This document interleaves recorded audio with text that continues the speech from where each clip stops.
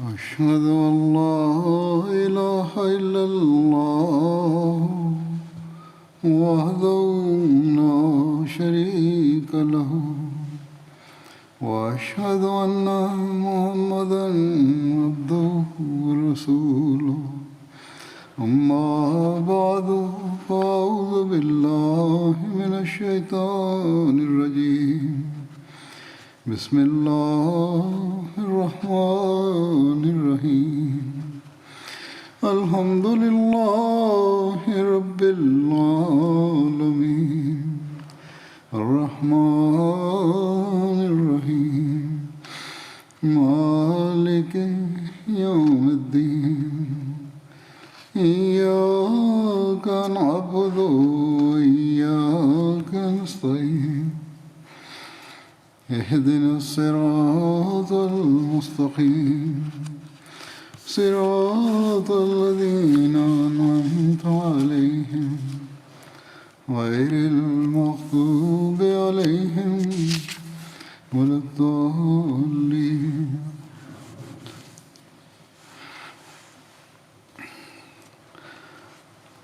حضرت ابو بکر صدیق رضی اللہ عنہ کے خلیفہ نردھارت ہونے کے بارے میں جو بحث چل رہی تھی، اس بارے میں تاریخ طبری میں لکھا ہے کہ اس اوسر پر حضرت خباب بن منذر کھڑے ہوئے اور کہا کہ ہے گروہ انصار، تم اس وشے کا چین اپنے ہاتھ میں رکھو، کیونکہ یہ لوگ اس وقت تمہارے زیر سایہ ارتھات مہاجرین کسی کو تمہاری مخالفت کی جرت نہ ہوگی، اور لوگ تمہارے رائے کے وپریت نہیں جائیں گے۔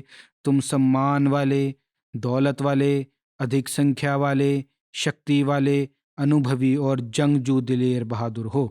لوگ تمہاری طرف دیکھ رہے ہیں کہ تم کیا کرتے ہو، اب مت بھید نہ کرو، انیتھا تمہاری رائے تم میں فساد پیدا کر دے گی اور تمہارا معاملہ تم پر ہی الٹ جائے گا۔ اتع یدی یہ لوگ اس بات کا انکار کریں، ارتھات مہاجرین قریش اس بات کا انکار کریں جو تم نے ابھی سنی ہے، تو ایک امیر ہم میں سے ہوگا اور ایک امیر ان میں سے۔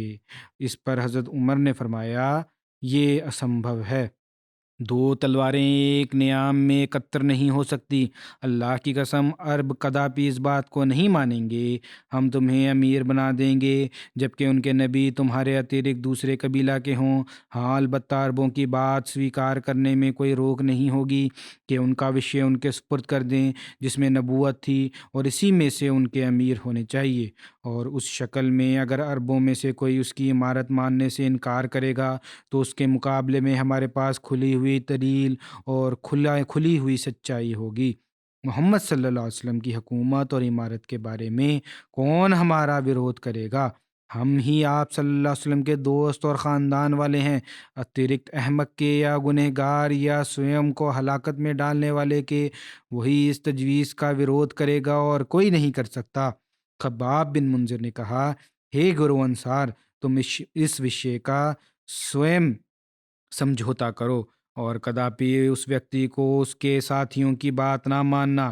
یہ تمہارا حصہ بھی ہضم کرنا چاہتے ہیں، اور یدی لوگ سجھاؤ نہ مانیں تو ان سب کو اپنے علاقوں سے نکال دو اور تمام وشے کی بھاگ دوڑ اپنے ہاتھ میں لے لو، کیونکہ خدا کی قسم تم اس عمارت کہ سب سے زیادہ حقدار ہو۔ تمہاری تلوار نے سمست لوگوں کو اس دین کا آگیاکاری بنا دیا ہے جو کبھی آگیاکاری ہونے والے نہ تھے۔ میں اس تمام کارروائی کا تصفیہ کی ذمہ داری اپنے سر پر لیتا ہوں، کیونکہ میں اس کا پورا انوبھو رکھتا ہوں اور اس کا اہل ہوں۔ خدا کی قسم، یدی تم چاہو تو میں کاٹ چھاٹ کر اس کا نرنے کر لیتا ہوں۔ حضرت عمر نے کہا، یدی ایسا کرو گے تو اللہ تم کو ہلاک کر دے گا۔ انہوں نے ارتھات خباب نے کہا کہ بلکہ تم مارے جاؤ گے۔ حضرت ابو عبیدہ نے اس افسر پر کہا کہ اے گروہ انصار، تم وہ ہو جنہوں نے سب سے پہلے دین کا سمرتھن اور سہایتا کی، اور اب یہ نہ ہونا چاہیے کہ سب سے اول تم ہی اس میں پھیر و بدل کرو۔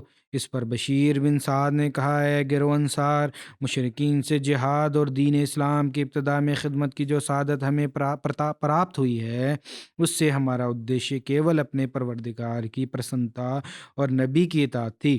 ہمارے لیے یہ اچت نہیں کہ دوسروں پر اپنی برتری جتائیں اور اس کے دوارا دنیا سے کوئی لابھ نہیں چاہتے۔ ہم پر اس معاملے میں اللہ تعالیٰ کا ہی احسان ہے۔ سلو نسندے محمد صلی اللہ علیہ وسلم قریش میں سے تھے، اس لیے ان کی قوم اس عمارت کی ادھیکاری اور اہل ہے، اور میں خدا کی قسم کھا کر کہتا ہوں میں ان سے اس وشے میں کبھی جھگڑا نہیں کروں گا۔ اللہ سے ڈرو اور ان کا ورودھ نہ کرو اور نہ اس وشے میں ان سے جھگڑا کرو۔ بہرحال حضرت عمر نے جو بھاشن دیا دوسری جگہ روایت میں اس طرح ہے، سنن کبریٰ للنسائی میں اس پرکار ہے کہ ثقیفہ بنو سعد بن میں جب انصار نے کہا کہ ایک امیر ہم میں سے ہوگا اور ایک تم میں سے، اس پر حضرت عمر نے کہا جیسا کہ پہلے ورنن ہو چکا ہے کہ ایک میان میں دو تلواریں تو نہیں ہو سکتی، اس طرح وہ ٹھیک نہیں رہیں گے۔ تتھا انہوں نے حضرت ابوبکر کا ہاتھ پکڑا حضرت عمر نے اور ان سے کہا یہ تین خوبیاں کس کی ہیں؟ از یقولوا لصاحبی لا تحزن ان اللہ معنا، ارتھات جب وہ یعنی رسول اللہ صلی اللہ علیہ وسلم اپنے ساتھی سے کہہ رہا تھا کہ غم نہ کر، نسندے اللہ ہمارے ساتھ ہے، اس کا ساتھ کون تھا؟ پھر کہا کہ اذا ہما فی الغار، یعنی جب وہ دونوں غار میں تھے وہ کون تھے؟ پھر انہوں نے کہا حضرت عمر نے کہ لا تحزن ان اللہ معنا، ارتھات غم نہ کر نسندے اللہ ہمارے ساتھ ہے۔ رسول اللہ صلی اللہ علیہ وسلم کہتے رہے کس کے ساتھ تھے؟ حضرت ابوبکر کہتے رہے کس کے ساتھ تھے یا کس کا ساتھ ہے؟ یہ کہہ کر حضرت عمر نے حضرت ابوبکر کی بیعت کر لی۔ پھر لوگوں سے کہا تم بھی بیعت کر لو، اس لیے لوگوں نے بیعت کر لی۔ حضرت عمر کے بعد حضرت ابو عبیدہ بن جراح حضرت بشیر بن سعد نے بیعت کی، اور اس طرح تم انصار نے بھی حضرت ابوبکر کی بیعت کی۔ یہ بیعت اسلامی لٹریچر میں بیعت ثقیفہ اور بیعت خاصہ کے نام سے بھی پرسدھ ہے۔ کچھ روایات میں یہ ورنن ملتا ہے کہ حضرت سعد بن عبادہ نے حضرت ابوبکر کی بیعت نہیں کی تھی، جبکہ بعض روایت سے پتہ چلتا ہے کہ انہوں نے بھی باقی انصار کے ساتھ بیعت کر لی تھی۔ اس لیے تاریخ طبری میں لکھا ہے کہ ساری قوم نے باری باری حضرت ابوبکر کی بیعت کی اور حضرت سعد نے بھی بیعت کی۔ حضرت صلی اللہ علیہ وسلم کے بعد خلافت کا ورنن کرتے ہوئے حضرت مسلم موعود رضی اللہ عنہ فرماتے ہیں کہ دیکھ لو محمد رسول اللہ صلی اللہ علیہ وسلم کے بعد خلافت ہوئی اور پھر کیسی شاندار ہوئی۔ آپ کی وفات کے بعد حضرت ابوبکر خلیفہ ہوئے۔ اس وقت انصار نے چاہا کہ ایک خلیفہ ہم میں سے ہو اور ایک خلیفہ مہاجرین میں سے۔ یہ سنتے ہی حضرت ابوبکر، حضرت عمر اور کچھ صحابہ ترنت اس جگہ تشریف لے گئے جہاں انصار اکتر تھے۔ آپ نے انہیں بتایا کہ دیکھو دو خلیفوں والی بات غلط ہے، تفرقہ سے اسلام پرگتی نہیں کرے گا، خلیفہ بہرحال ایک ہی ہوگا۔ اگر تم اپدرو کرو گے تو تمہارا شیرازہ بکھر جائے گا، تمہارا سمان ختم ہو جائے گا اور اب تمہیں ٹکڑے ٹکڑے کر ڈالیں گے، تم یہ بات نہ کرو۔ کچھ انصار نے آپ کے مقابلے پر ترک پرستت کرنے آرمبھ کیے۔ حضرت عمر فرماتے ہیں کہ میں نے خیال کیا کہ حضرت ابوبکر تو بولنا نہیں آتا، میں انصار کے سامنے بھاشن کروں گا، لیکن جب حضرت ابوبکر نے بھاشن کیا تو آپ نے وہ سمجھ ترک ورنن کر دیے جو میرے ذہن میں تھے۔ حضرت عمر کہتے ہیں کہ جو میرے ذہن میں تھے، پھر اس سے بھی ادھک ترک بیان کیے۔ کہتے ہیں میں نے یہ دیکھا کہ اپنے دل میں کہا کہ آج یہ بڈھا مجھ سے بڑھ گیا۔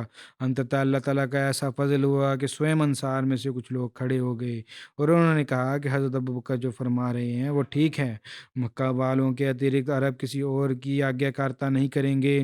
پھر ایک انصار نے بھاوناتمک روپ میں کہا کہ اے میری قوم، اللہ تعالیٰ نے اس دیش میں اپنا ایک رسول افطرت فرمایا ہے اور اس کے اپنے رشتہ داروں نے اسے شہر سے نکال دیا تو ہم نے اسے اپنے گھر میں جگہ دی اور خدا تعالیٰ نے اس کے ادھین ہمیں سمان دیا۔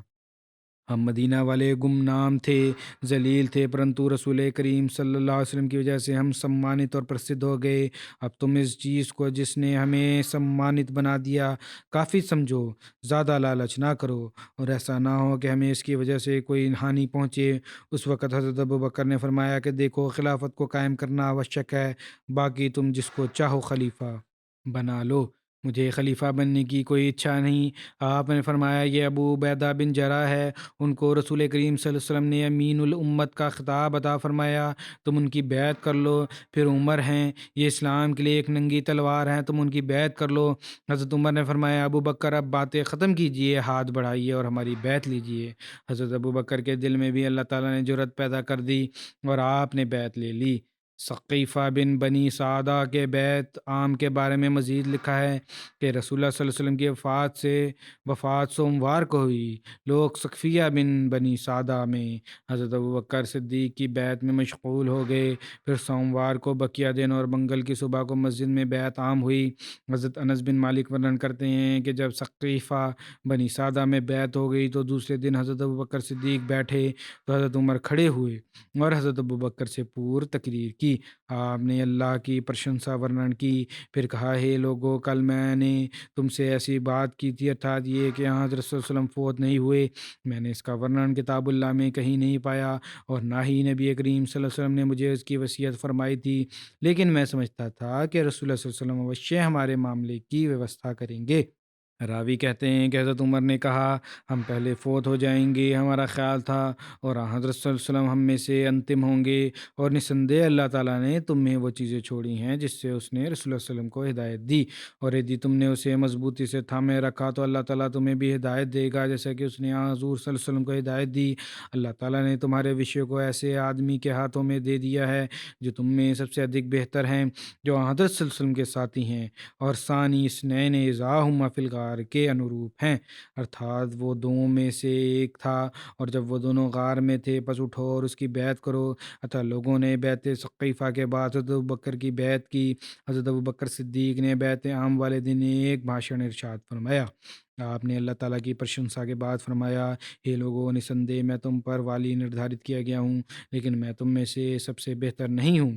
یدی میں اچھا کام کروں تو میرے ساتھ سہیوگ کرو، اور کجروی اختیار کرو تو مجھے سیدھا اور کجروی اختیار کروں تو مجھے سیدھا کر دو، اور سچی امانت ہے، جھوٹ خیانت ہے۔ تمہارا بڑھاپا فرد بھی تمہارا ضعیف فرد بھی میرے نزدیک بہادر ہے، اور جب تک میں دوسروں سے اس کا حق نہ دلا دوں تمہارا بہادر ویکتی میرے نزدیک بوڑھا ہے، یہاں تک کہ میں ان دوسروں کا ادھیکار نہ حاصل کر لوں۔ انشاءاللہ جو قوم اللہ تعالیٰ کے راستے میں جہاد کو چھوڑ دیتی ہے، اللہ تعالیٰ اس کو اپمانت کر دیتا ہے، اور جس قوم میں بدکاری پھیل جاتی ہے، اللہ تعالیٰ اس کو مصیبتوں میں گرست کر دیتا ہے۔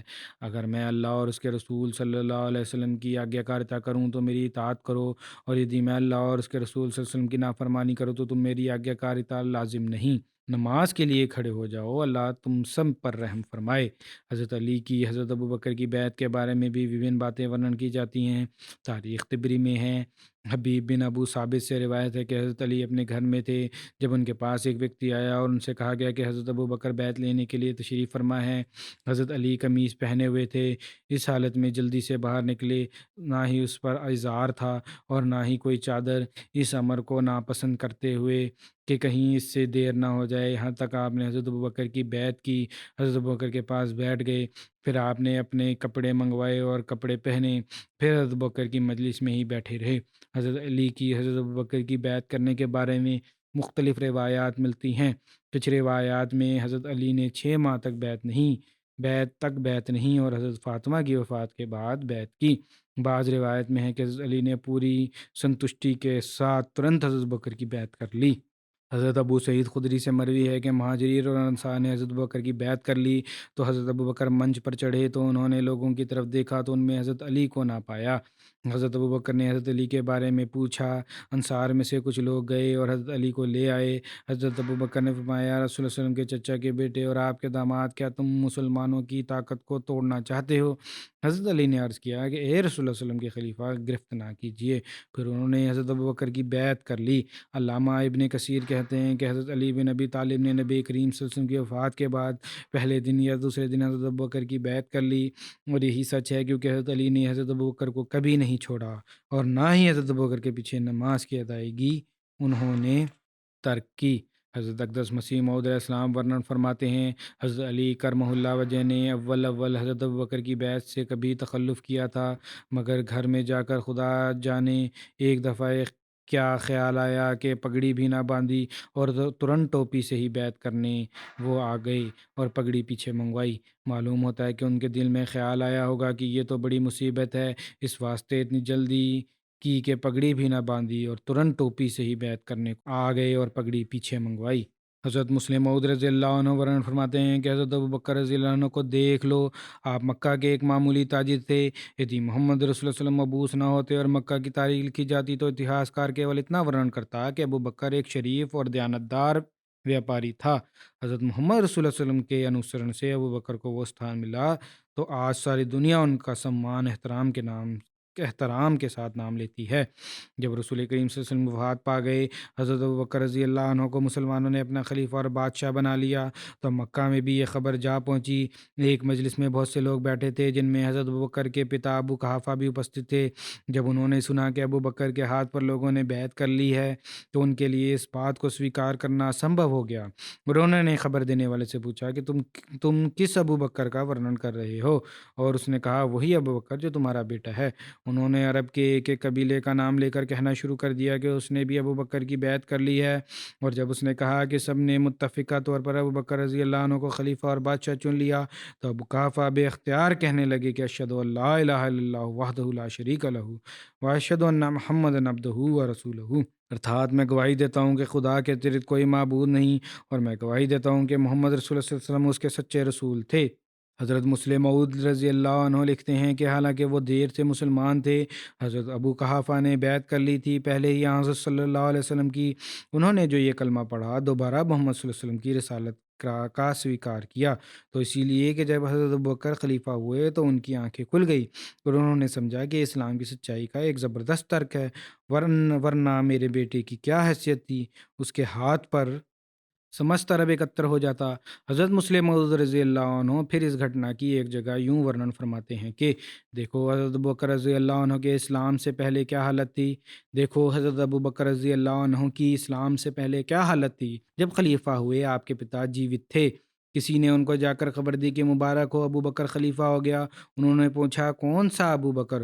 اس نے کہا آپ کا بیٹا۔ اس پر بھی انہیں وشواس نہ آیا اور کہا کوئی اور ہوگا، لیکن جب ان کو وشواس دلایا گیا تو انہوں نے اللہ اکبر کہا۔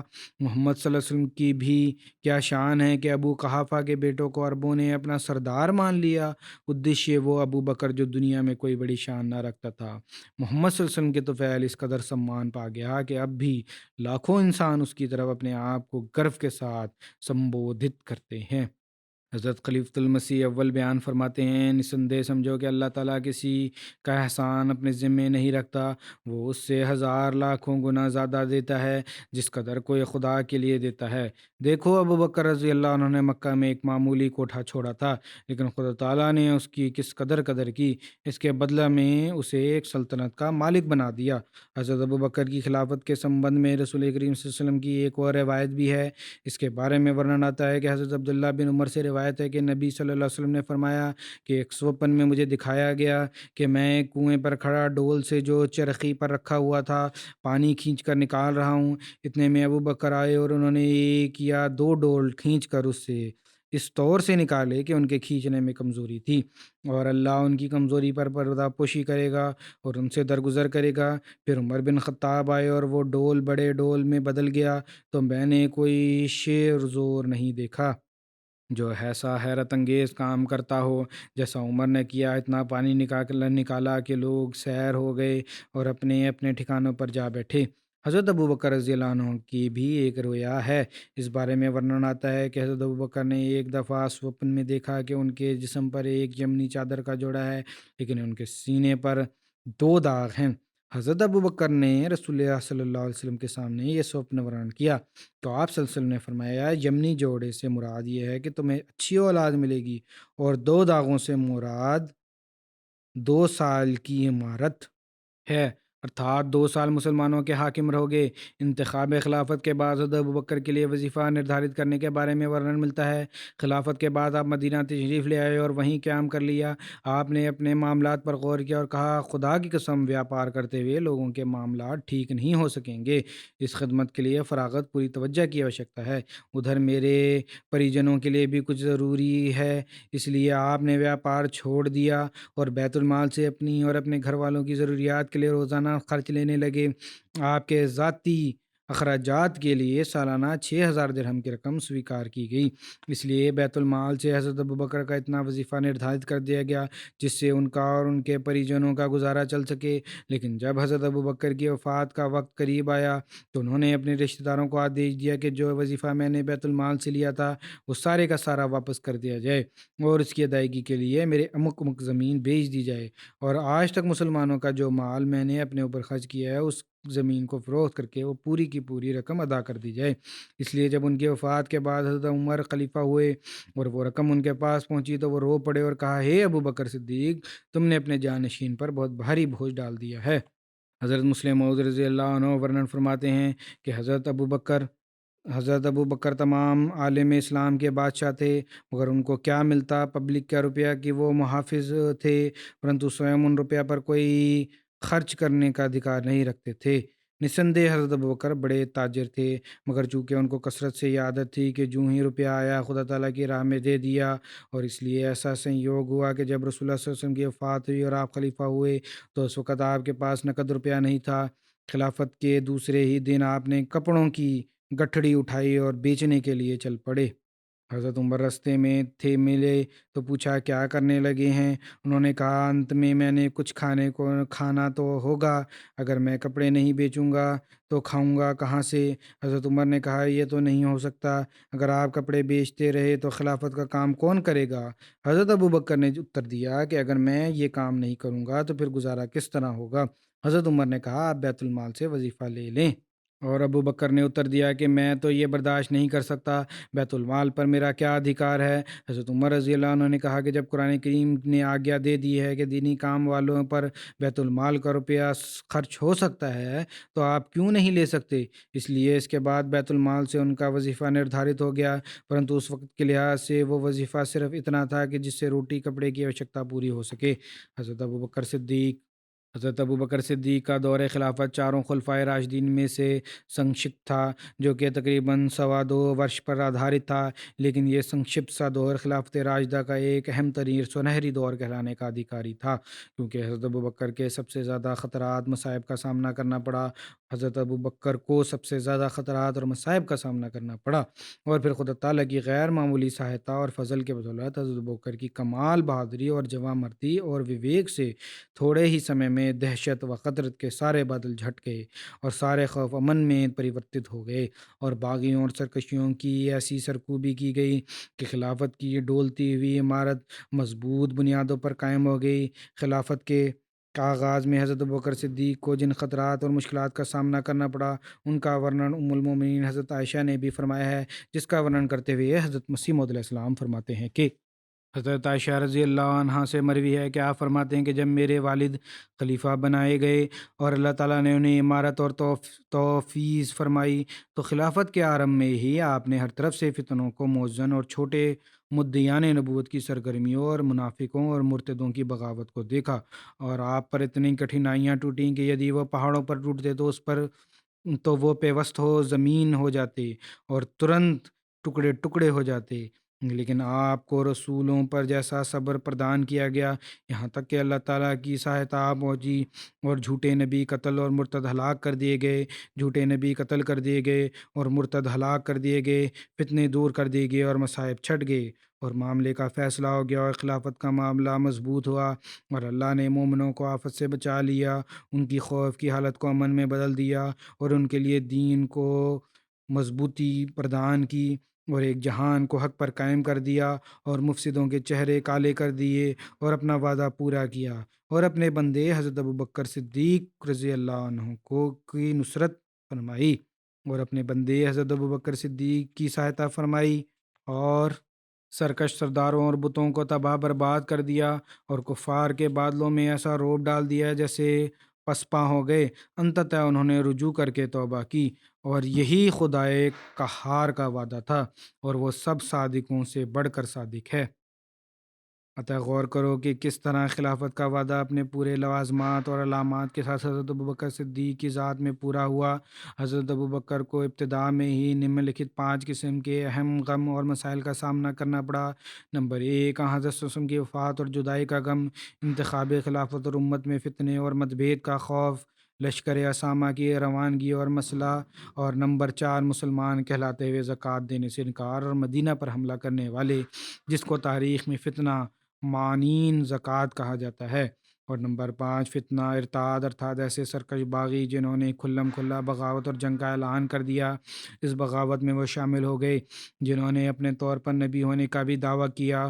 خوف کی ان سب حالتوں میں مصائب اور فتنے کا کلا کما کرنے میں جو سفلتا اللہ تعالیٰ نے حضرت ابوبکر رضی اللہ عنہ کو عطا فرمائی، اس کا وورن آگے ورنن ہوگا، لیکن اس سے پورو حکم وعدل حضرت اقدس مسیح موعود السلام کا ایک اقتباس تفصیلی اقتباس ہے، وہ بھی پیش ہے، جس میں آپ علیہ السلام نے حضرت ابوبکر کو حضرت موسیٰ علیہ السلام کے پہلے خلیفہ حضرت یوشع بن نون کے ساتھ سمانتا دیتے ہوئے حضرت ابوبکر کو پیش آنے والی کٹھنائیوں اور وجیوں اور سفلتاؤں کا ورنن کرتے ہوئے ورنن فرمایا ہے۔ آپ فرماتے ہیں کہ جس آیت سے دونوں سلسلوں یعنی سلسلہ خلافت موصفیہ اور سلسلہ خلافت محمدیہ میں سمانتا پرمانت ہے، ارتھات جس سے قطعی اور نشچت طور پر سمجھا جاتا ہے کہ سلسلہ نبوت محمدیہ کے خلیفہ سلسلہ نبوت موسیٰ کے سمان و مماثل ہیں، وہ یہ آیت ہے: وعد اللہ الذین آمنوا منکم وعاملوا الصالحات لیستخلفنہم فی الارض کما استخلف الذین من قبلہم، ارتھات خدا نے اپنے ایمانداروں سے جو نئے کام بجا لاتے ہیں وعدہ کیا ہے، جو ان میں سے زمین پر خلیفہ نردھارت کرے گا، انہیں خلیفوں کی بھانتی جو ان سے پورو کیے گئے تھے۔ اب جب ہم مانند کے لفظ کو دشٹگڑ رکھتے ہیں جو محمدی خلیفہ کے موسوی خلیفوں سے سمانتا کرتا ہے، تو ہمیں ماننا پڑے گا جو ان دنوں سلسلوں کے خلیفہ میں سمانتا ضروری ہے، اور مماثلت کی پہلی بنیاد ڈالنے والا حضرت ابوبکر رضی اللہ عنہ، اور مماثلت کا انتم ادھارن ظاہر کرنے والا مسیح خاتم الخلفاء محمدیہ ہے، جو سلسلہ خلافت محمدیہ کا سب سے انتم خلیفہ ہے۔ سب سے پرتھم خلیفہ حضرت ابوبکر رضی اللہ عنہ ہیں، اور حضرت یوشع بن نون کے مقابل اور اس کا مثیل ہے، جس کو خدا نے حضرت صلی اللہ علیہ وسلم کی وفات کے بعد خلافت کے لیے چین کیا، اور سب سے ادھک وویک کی روح اس میں پھونکی، یہاں تک کہ وہ مشکلات جو عقیدہ باطلہ حیات مسیح کے مقابل پر خاتم الخلفاء کو پیش آنے چاہیے تھے، ان تمام سندیہوں کو حضرت ابوبکر رضی اللہ عنہ نے پورن اسپشٹتا سے حل کر دیا، اور سمجھ صحابہ میں سے ایک ویکتی بھی ایسا نہ رہا جس کا پچھلے انبیاء علیہ السلام کی موت پر اعتقاد نہ ہو گیا ہو، بلکہ تمام امور میں صحابہ نے حضرت ابوبکر رضی اللہ عنہ کی ایسی اطاعت اختیار کر لی جیسا کہ حضرت موسیٰ کی وفات کے بعد بنی اسرائیل نے حضرت یوشع بن نون کی اطاعت کی تھی، اور خدا بھی موسیٰ اور یوشع بن نون کے نمونے پر جس طرح حضرت صلی اللہ علیہ وسلم کے ساتھ تھا اور آپ کا حامی اور معید تھا، ایسا ہی حضرت ابوبکر صدیق کا حامی اور معید ہو گیا۔ یوشع بن نون یا یوشع بن نون ایک ہی چیز ہیں، ایک ہی نام ہے۔ در حقیقت آپ فرماتے ہیں، در حقیقت خدا نے یشوع بن نون کی طرح اس کو ایسا مبارک کیا جو کوئی دشمن اس کا مقابلہ نہ کر سکا، اور اسامہ کے لشکر کا ناتمام کام جو حضرت موسیٰ کے ناتمام کام سے سمانتا رکھتا ہے، حضرت ابوبکر کے ہاتھ پر پورا کیا۔ اور حضرت ابوبکر کی حضرت یوشع بن نون کے ساتھ ایک عجیب مناسبت یہ ہے، جو حضرت موسیٰ کی موت کی اطلاع سب سے پہلے حضرت یوشع کو ہوئی، اور خدا بلا توقف ان کے دل میں وہی نازل کی جو موسیٰ مر گیا تھا یہود حضرت موسیٰ کی موت کے بارے میں کسی غلطی یا اختلاف میں نہ پڑ جائیں، جیسا کہ یشوع کی کتاب باب اول سے ظاہر ہے۔ اسی طرح سب سے پہلے حضرت صلی اللہ علیہ وسلم کی موت پر حضرت ابوبکر نے وشواس کر لیا، آپ کے جسد مبارک پر بوسہ دے کر کہا کہ تو زندہ بھی پاک بھی تھا اور موت کے بعد بھی پاک ہے۔ پھر وہ خیالات جو حضرت صلی اللہ علیہ وسلم کی زندگی کے بارے میں بعض صحابہ کے دل میں پیدا ہوتے تھے، ایک عام جلسہ میں قرآن شریف کی آیت کا حوالہ دے کر ان سمست خیالوں کو دور کر دیا، اور ساتھ ہی اس غلط خیال کی بھی بیخونی کر دی۔ حضرت مسیح کی حیات کی نسبت احادیث نبویہ میں پورے غور کرنے کی وجہ کچھ کے دلوں میں پایا جاتا تھا، اور جس طرح حضرت یوشع بن نون نے دین کے سخت دشمنوں اور مفتریوں اور مفسدوں کو ہلاک کیا، اسی طرح بہت سے مفسد اور جھوٹے پیغمبر حضرت ابوبکر رضی اللہ عنہ کے ہاتھ سے مارے گئے، اور جس طرح حضرت موسیٰ راہ میں سے ایسے نازک وقت میں فوت ہو گئے تھے کہ جب ابھی بنی اسرائیل نے کنعان دشمنوں پر فتح حاصل نہیں کی تھی اور بہت سے مقاصد باقی تھے اور ارد گرد دشمنوں کا شور تھا، جو حضرت موسیٰ کی وفات کے بعد اور بھی بھیانک زمانہ پیدا ہو گیا۔ ایسے ہی ہمارے نبی صلی اللہ علیہ وسلم کی وفات کے بعد ایک خطرناک زمانہ پیدا ہو گیا تھا۔ کئی فرقے عرب کے مرتد ہو گئے اور کچھ نے زکوٰۃ دینے سے انکار کر دیا تھا اور کئی جھوٹے پیغمبر کھڑے ہو گئے تھے۔ ایسے وقت میں جو ایک بڑے مضبوط دل اور مستقل مزاج اور قوی ایمان اور دلاور اور بہادر خلیفہ کو چاہتا تھا، حضرت ابو بکر رضی اللہ عنہ خلیفہ نردھارت کیے گئے اور ان کے خلیفہ ہوتے ہی بڑے غموں کا سامنا ہوا، جیسے کہ حضرت عائشہ رضی اللہ عنہ کا قتل ہے بباعث چند درجنوں فتنوں اور بغاوت اعراب اور کھڑے ہونے جھوٹے پیغمبروں کے میرے باپ پر، جبکہ وہ خلیفہ رسول صلی اللہ علیہ وسلم کے مقرر کیا گیا۔ وہ مصیبتیں پڑیں اور وہ غم دل پر نازل ہوئے کہ یدی وہ غم کسی پہاڑ پر پڑتے تو وہ گر پڑتا اور ٹکڑے ٹکڑے ہو جاتا، زمین میں سمٹ جاتا، مگر چونکہ خدا کا یہ قانونی قدرت ہے کہ جب خدا کا رسول کوئی خلیفہ اس کی موت کے بعد نردھارت ہوتا ہے تو بہادری اور ہمت اور استقلال اور فراست اور دل قوی ہونے کے روح میں اس میں پھونکی جاتی ہے، جیسے کہ یشوع کی کتاب باب اول آیت 6 میں حضرت یشوع کو اللہ تعالیٰ فرماتا ہے مضبوط ہو اور دلاوری کر، یعنی موسیٰ تو مر گیا، اب تو مضبوط ہو جا۔ یہی آدیش قضاء و قدر کے رنگ میں نہ شرعی رنگ میں حضرت ابوبکر کے دل پر بھی نازل ہوا تھا۔ تناسب اور تشابہ واقعات سے معلوم ہوتا ہے گویا ابو بکر بن قحافہ اور یوشع بن نون ایک ہی شخص ہے۔ استخلافی مماثلت اس جگہ کسی کا کس کر ارتھات واضح طور پر اپنی مشابہت دکھلائی ہے۔ یہ اس لیے کہ کسی دو لمبے سلسلوں میں باہم مشابہت کو دیکھنے والے طبعاً یہ عادت رکھتے ہیں کہ یہ اول کو دیکھا کرتے ہیں یا آخر کو، مگر دو سلسلوں کے درمیانی مماثلت جس کی تحقیق و تنفیذ زیادہ وقت چاہتی ہے، دیکھنا ضروری نہیں سمجھتے، بلکہ اول اور آخر پر قیاس کر لیا کرتے ہیں۔ اس لیے خدا نے اس مشابہت کو جو یوشع بن نون حضرت ابوبکر میں ہے، جو دونوں خلافتوں کے اول سلسلہ میں ہیں، اور نیز اس مشابہت کو جو حضرت عیسیٰ بن مریم اور امت کے مسیح موعود میں ہیں، جو دونوں خلافتوں کے آخری سلسلہ میں ہیں، اجلی بدیہات کر کے دکھلایا۔ ادھارن تھا یشوع اور ابو بکر میں مشابہت درمیان رکھتی کہ گویا وہ دونوں ایک ہی وجود ہیں، یا ایک ہی جو ہر ایک دو ٹکڑے ہیں، اور اس طرح بنی اسرائیل موسیٰ کی وفات کے بعد یشوع بن نون کی باتوں کو شنوا ہو گئے تھے اور کوئی مت بھید نہ کیا اور سب نے اپنی اطاعت ظاہر کی۔ یہی واقعہ حضرت ابوبکر رضی اللہ عنہ کو پیش آیا۔ سب نے حضرت صلی اللہ علیہ وسلم کی جدائی میں آنسو بہا کر دلی پریم سے حضرت ابوبکر کی خلافت کو سویکار کیا۔ ادیشیہ ہر ایک پہلو سے حضرت ابوبکر صدیق کی سمانتا حضرت یشوع بن نون علیہ السلام سے پرمانت ہوئی۔ خدا نے جس طرح حضرت یشوع بن نون کو اپنی وہ سہایتا دکھلائی کہ جو حضرت موسیٰ کو دکھلایا کرتا تھا، ایسے ہی خدا نے سمجھ صحابہ کے سامنے حضرت ابوبکر کے کاریوں میں برکت دی اور نبیوں کی طرح ان کی فتح کو چمکایا۔ اس نے مفسدوں اور جھوٹے نبیوں کو خدا سے قدرت اور جلال پا کر قتل کیا، تاکہ اصحاب رضی اللہ عنہ جانیں کہ جس طرح خدا حضرت صلی اللہ علیہ وسلم کے ساتھ تھا اس کے بھی ساتھ ہے۔ اور ایک اور وچتر مناسبت حضرت ابوبکر رضی اللہ عنہ کو حضرت یشوع بن نون علیہ السلام سے ہے، وہ یہ ہے کہ حضرت یشوع بن نون کو حضرت موسیٰ علیہ السلام کی وفات کے بعد ایک دردناک دریا سے جس کا نام یردن ہے ماں اپنے لشکر کے پار کرنا پڑا تھا، اور یردن میں ایک طوفان تھا اور عبور غیر ممکن تھا۔ اگر اس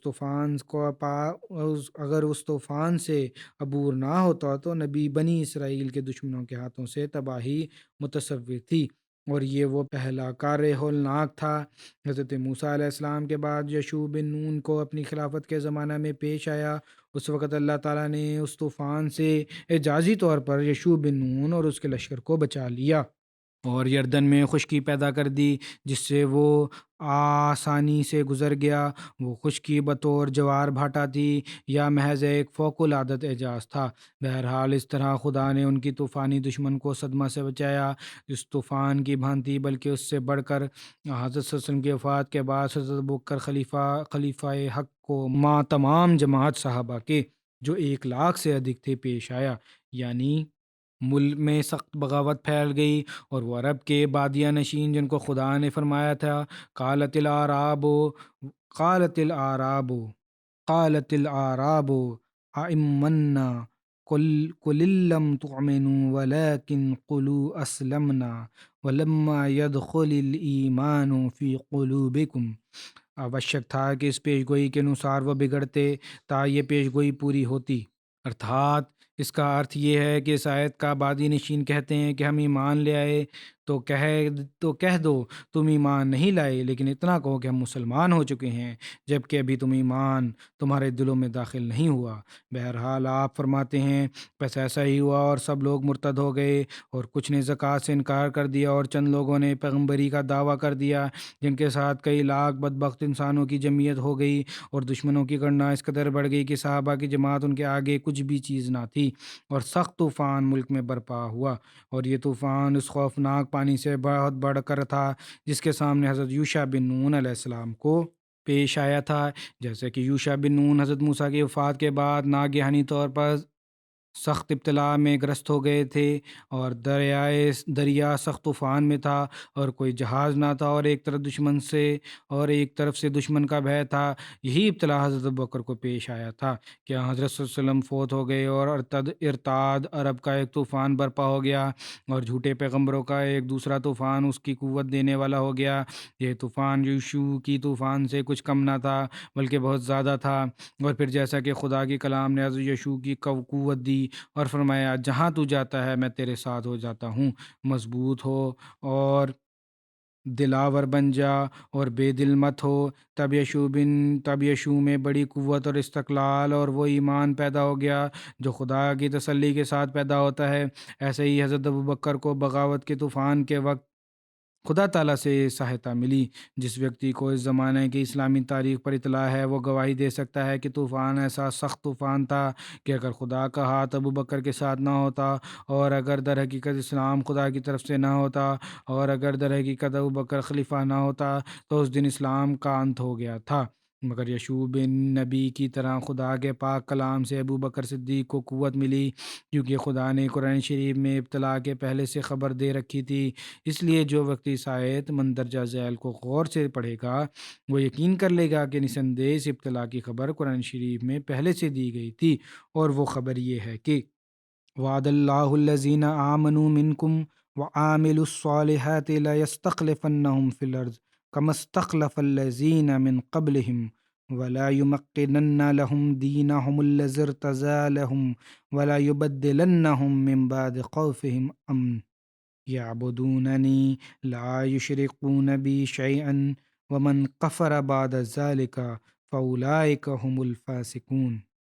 ارتھات خدا نے مومنوں کو جو نیک کاروں میں وعدہ دے رکھا ہے، جو ان کو خلیفہ بنائے گا، انہی خلیفہ کی مانند جو پہلے بنائے گئے تھے، اور اسی سلسلہ خلافت کی مانند سلسلہ قائم کرے گا جو حضرت موسیٰ کے بعد قائم کیا گیا۔ یہ تفسیر تھوڑا سا وضاحتی انواد کیا ہوا ہے۔ حضرت مسیح موعود علیہ السلام نے سوئم ہی فرمایا اس خلافت کی بھانتی سلسلہ قائم کرے گا جو حضرت موسیٰ کے بعد قائم کیا گیا تھا، اور ان کے دین کو ارتھات اسلام کو جس پر وہ راضی ہو زمین پر جما دے گا اور اس کی جڑ لگا دے گا، اور خوف کی حالت کو امن کی حالت کے ساتھ بدل دے گا۔ وہ میری اپاسنا کریں گے، کوئی دوسرا میرے ساتھ نہیں ملائیں گے۔ دیکھو اس آیت میں اسپشٹ طور پر فرمایا ہے کہ خوف کا زمانہ بھی آئے گا اور امن جاتا رہے گا، پرنتو خدا اس خوف کے زمانہ کو پھر امن کے ساتھ بدل دے گا۔ یہی خوف یشوع بن نون کو بھی پیش آیا تھا، اور جیسا کہ اس کو خدا کے کلام سے تسلی دی گئی، ایسا ہی حضرت ابوبکر رضی اللہ عنہ کو بھی خدا کے کلام سے تسلی دی گئی۔ انشاءاللہ اس کی باقی جو تفصیلات ہیں، 5 باتوں کا آئندہ ورنن ہوگا۔ جو آج کے حالات ہیں دنیا کے جنگوں کے، اس کے لیے دعا کریں۔ یہ خوفناک سے خوفناک ہوتے جا رہے ہیں۔ اب تو ایٹمی جنگ کی بھی دھمکیاں دی جانے لگی ہیں، جیسا کہ پہلے بھی میں نے کہا اور کئی دفعہ کہہ چکا ہوں کہ خوفناک نتائج ہوں گے، اور اس کے نتائج اگلی نسلوں کو بھی بھگتنے پڑیں گے۔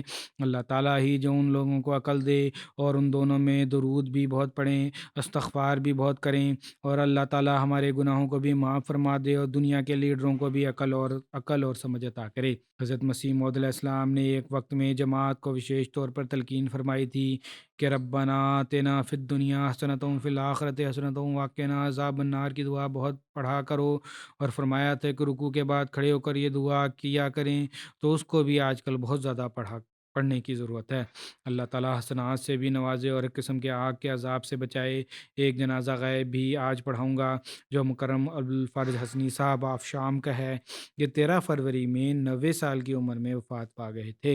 انا للہ و انا الیہ راجعون۔ ان کے والد مکرم محمد حسنی صاحب ابتدائی احمدیوں میں سے تھے۔ انہوں نے مولانا جلال الدین صاحب شمس کے دوارا سے بیعت کی تھی۔ ابوالفرج حسنی صاحب سیریا کے پہلے امیر جماعت مکرم منیر الحسنی صاحب کے بھتیجے تھے اور ان کے دور میں بھی نائب امیر کے طور پر جماعت کی سیوا بجلاتے رہے۔ بعد میں بھی نائب امیر رہے۔ 1933 میں پیدا ہوئے اور چاچا منیر الحسن صاحب کی نیکی، تقوی اور علمی گفتگو سے بہت متاثر تھے۔ ان کی مجلس میں اکثر بیٹھا کرتے تھے۔ 15 سال کے تھے جب ایک دن ریڈیو پر تلاوت سن کر دل بھر آیا اور رونے لگے۔ اپنے چچا کے پاس گئے اور انہیں کہا کہ میں اللہ کے بارے میں مزید جاننا چاہتا ہوں۔ انہوں نے حضرت مسیح علیہ السلام کی ایک کتاب دی۔ کتاب پڑھ کر ان کے دل کی دنیا بدل گئی اور وہ اپنے چچا کے پاس آئے اور کہا کہ میں بیعت کرنا چاہتا ہوں۔ ان کو 3 خلفائے سلسلہ سے ملاقات کا شرف بھی حاصل ہے۔ حضرت خلیفۃ المسیح ثانی جب 1955 عیسوی میں دمشق تشریف لائے تو مرحوم کو آپ سے ملاقات کا سوبھاگیہ پراپت ہوا اور سیکیورٹی کی سیوا کا افسر بھی ملا۔ 1972 میں پاکستان جانے اور حضرت خلیفۃ المسیح ثالث رحمہ اللہ کی صحبت میں ربوہ میں چند ماہ رہ کر اردو سیکھنے اور جماعتی علوم سے بہرہ مند ہونے کا بھی افسر ملا۔ اسی ورش انہیں پاکستان سے قادیان جانے کا بھی افسر ملا۔ 1986 میں جلسہ سالانہ کے افسر پر برطانیہ آئے اور حضرت خلیفۃ المسیح رابع رحمہ اللہ سے ان کو شرف ملاقات کا ملا۔ پھر 2017 میں ان کو قادیان جانے کا بھی افسر ملا۔ دوبارہ جلسے میں انہوں نے عربی زبان میں ایک سنکشپت سا خطاب بھی فرمایا۔ مرحوم بڑے نیک، صالح، مخلص، عالم بعمل بزرگ تھے۔ اپنی کوئی اولاد نہیں تھی اور ان کی پتنی بھی غیر احمدی ہیں۔ صدر جماعت سیریا کہتے ہیں کہ میں 2017 میں ان کے ساتھ قادیان کے درشن کے لیے گیا۔ باوجود یہ کہ آپ بہت ضعیف تھے مگر فرد و شوق کا یہ علم تھا کہ یوں معلوم ہوتا تھا کہ زمین پر نہیں چل رہے بلکہ ہوا میں پرواز کر رہے ہیں، اور پہلے تو یہ حال تھا کہ بیماری کی وجہ سے جانا نہیں چاہتے تھے، لیکن جب میں نے ان کو کہا کہ آپ ہو آئیں، پھر انہوں نے کہا جب خلیفہ وقت کا آدیش آ گیا ہے یا انہوں نے یہ کہہ دیا ہے کہ جاؤ تو پھر کوئی بات نہیں، اور اللہ نے فضل فرمایا کہ وہ بیماری اور کمزوری ان کی پتنی کی تھی، دونوں ٹھیک ہو گئے۔ اللہ تعالیٰ کے فضل سے وہاں گئے، بلکہ منارۃ المسیح میں بھی ان کو چڑھنے کی توفیق ملی، اور ورنن کرنے والے ورنن کرتے ہیں کہ وہاں جوان سے زیادہ تیزی سے اوپر چڑھ گئے، حالانکہ پہلے چلنے میں بھی مشکلات تھیں۔ مسلم دروبی صاحب ڈاکٹر جو ہیں لکھتے ہیں کہ مرحوم ایک ولی اللہ اور ابدال الشام میں سے تھے، میں خود بھی اور باقی دوست بھی اس کے گواہ ہیں۔ آپ دمشق کے پرسد تاجروں میں سے تھے اور قابل تقلید ادھارن تھے، اور بازار میں آپ کی اچھی شہرت تھی۔ مرحوم بہت حکیم اور ذہین تھے، باقاعدگی سے تہجد کا التزام کرتے تھے، سچی خوابیں دیکھنے والے تھے، بہت سی پوری ہوئیں، ان میں سے بہت سی سیریا کے حالات اور مصائب کے سمبندھ میں بھی تھیں۔ وبھن وشیوں پر مربیان عربی کی تعلیم کے لیے سیریا آتے تو آپ کا بڑا سمان کرتے تھے، اس لیے کہ اول تو خلیفہ وقت کی طرف سے بھجوائے گئے، دوسرے انہوں نے تبلیغ کے لیے زندگی وقف کی ہوئی ہے۔ حسام النقیب صاحب سابق صدر جو ہیں شام کے، آج کل ترکی میں ہیں، وہ لکھتے ہیں کہ مرحوم اتدق خصائل حمیدہ کے مالک تھے، جن میں سب سے نمایاں حضرت مسیح موعود علیہ السلام اور آپ کے خلفاء سے پریم تھا۔ مرحوم کے ساتھ قادیان کی یاترا مجھے ساری عمر نہیں بھولے گی۔ اس یاترا کی ہر بات ایک چمتکار تھی۔ میں قادیان میں سارا وقت ان کے ساتھ رہا۔ قادیان میں ان کی یہی دعا ہوتی تھی کہ اے خلیفہ وقت کی تائید و نصرت فرما، ان کی عمر اور ہر کام میں برکت عطا فرما۔ پھر لکھتے ہیں کہ جب مجلس میں کوئی ویکتی خلیفہ وقت کا کوئی ارشاد بیان کرتا تو اسی دوران کسی کو بولنے کی آگیا نہ دیتے تاکہ آپ ارشاد پوری طرح سن لیں اور سمجھ لیں اور محفوظ ہوں۔ ایک بڑے بے نفس انسان تھے، کسی سے اپنے تعارف سن کے خوش نہیں ہوتے تھے بلکہ اس کو ڈانٹ کر کہتے تھے کہ ان کی باتوں کو چھوڑو، واللہ اور اس کی جماعت ہی سب کچھ ہے، جماعت کی باتیں کرو۔ حضرت اقدس مسیح السلام کی کتب کا ادھین کبھی نہیں چھوڑنا۔ انہوں نے آخری سالوں کے سوا جبکہ بہت کمزور ہو گئے تھے، کبھی آپ نے جماعتی کتب کا ادھین نہیں کیا، جماعتی کتب کا ادھین نہیں چھوڑا، کبھی آپ نے جماعتی کتب کا ادھین کرنا نہیں چھوڑا۔ حضرت مسلم موعود رضی اللہ عنہ کی تفسیر کبیر کے ساتھ بہت لگاؤ تھا۔ جب کوئی آپ سے کسی قرآنی آیت کی تفسیر پوچھتا تو تفسیر کبیر کی شرح ورنن کر دیتے۔ ان کے بھانجے محمد عمار الحسنی صاحب جو یہاں UK میں ہیں، یہ کہتے ہیں کہ میں 14 ورش کا تھا جب ان کے ساتھ جمعہ کی نماز ادا کیا کرتا تھا۔ واپسی پر ان کے ساتھ گھر آتا اور راستے میں ان سے جماعتی علوم کے بارے میں پرشن کیا کرتا تھا۔ وہ بڑے وستار سے اتر دینے والے تھے۔ سیریا میں جماعتی کتب بھی دستیاب نہیں تھی۔ افراد جماعت کو جماعتی علوم کی منتقلی میں مرحوم کا بہت کردار ہے۔ اردو کی کتابیں انہوں نے اردو میں پڑھی نہیں سیکھی تھی۔ ربوہ جب گئے تو اردو کی کتابیں لے آتے اور پھر کوشش کرتے کہ اردو کی کتابوں کو پڑھ کے سمجھ کے پھر ان کا ترجمہ کر کے جماعت کے افراد کو بتائیں۔ مرحوم ایک بے نفسی آدمی تھے، کبھی عہدے کی خواہش نہیں کی، ہمیشہ خادم بن کر رہنا انہوں نے پسند کیا۔ حضرت خلیفۃ المسیح رابع نے ان کو امیر بنایا، پھر چاہا تو انہوں نے کہا کہ لوگ پھر کہیں گے کہ خاندانی طور پر چل پڑا ہے۔ یہ سارا کچھ عمارت کا کام بھی اس لیے کہ کسی اور کو بنا دے، اور میں پورا تعاون کروں گا ان سے۔ پھر اپنے سے کم عمر کو بھی امیر کے ساتھ تعاون کیا اور بے شمار تعاون کیا، بلکہ مثال قائم کر دی۔ اللہ تعالیٰ مرحوم سے مغفرت کا ویوہار فرمائے، درجات بلند فرمائے، اور ان کی سمجھ دعائیں ان کی پتنی کے سمبند میں بھی پوری فرمائے، اور ان کو بھی توفیق دے کہ قبول کر لیں احمدیت کو۔ نماز کے بعد انشاءاللہ جنازہ غائب ادا کروں گا۔